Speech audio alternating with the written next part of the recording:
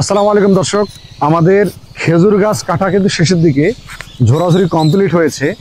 এখন কিন্তু আমরা এই গাছটাকে চাষতেছি, অর্থাৎ ওর উপরে যে একটা বাকল আছে এটাকে ফেলে দিচ্ছি। এটা ফেলার পর 7 থেকে 8 দিনের মধ্যে বা 10 দিনের মধ্যে কিন্তু আমরা রসের জন্য সম্পূর্ণ আমাদের এই গাছটা প্রস্তুত হয়ে যাবে। তারপরে জাস্ট একটু বাটাল দিয়ে 2 সাইডে কেটে দিলেই রস আমাদের পাতিলে আসা শুরু হবে।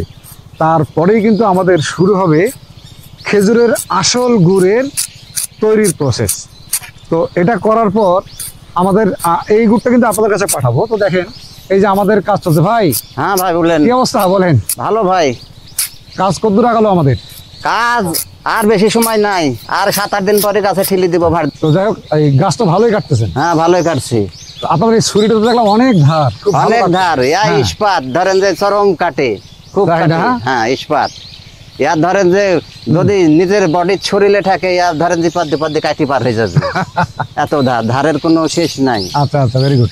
তো যাই হোক, এখন আমরা তো চিনি লাগার প্ল্যান করতেছি। হ্যাঁ। কয়দিনের মধ্যে লাগাতে পারবো? এই 7-8 দিন। 7-8 দিন ধরেন, গাছটা শুকাবে। হ্যাঁ। বাকল চাচ্ছি, তারপরে 7-8 দিন শুকালে যখন বাটালে কাটবো, তখন গাছের রস নামি চলে আসবে হড়া হড়া। আচ্ছা, কয়দিন পর পরে ঠিলি লাগালে আমাদের ওই রসটা অনেক বেশি মিষ্টি হবে বলেন তো?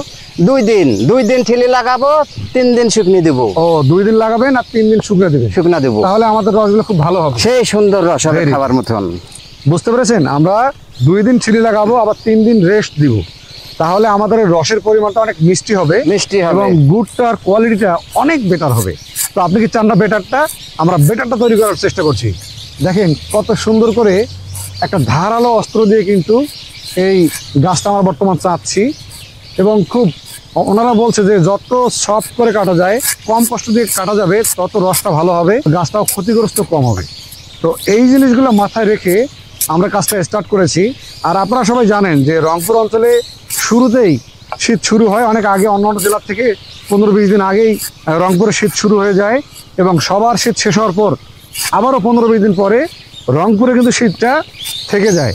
তাই আপনারা কিন্তু রংপুর থেকে যারা গুড়টা নেবেন, তারা কিন্তু লং টাইম কোয়ালিটি ভালো, মেনটেন ভালো করার কারণে ভালো কোয়ালিটির গুড়গুলো পেয়ে যাবেন।